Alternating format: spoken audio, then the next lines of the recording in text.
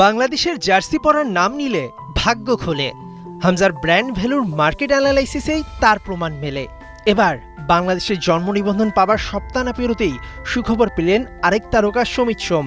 বুধবার প্রথমবারের মতো কানাডিয়ান চ্যাম্পিয়নশিপে তার ক্লাব কাভারলির অধিনায়কের আর্মব্যান্ড পরে মাঠে নামলেন লাল সবুজের আপকামিং সুপারস্টার।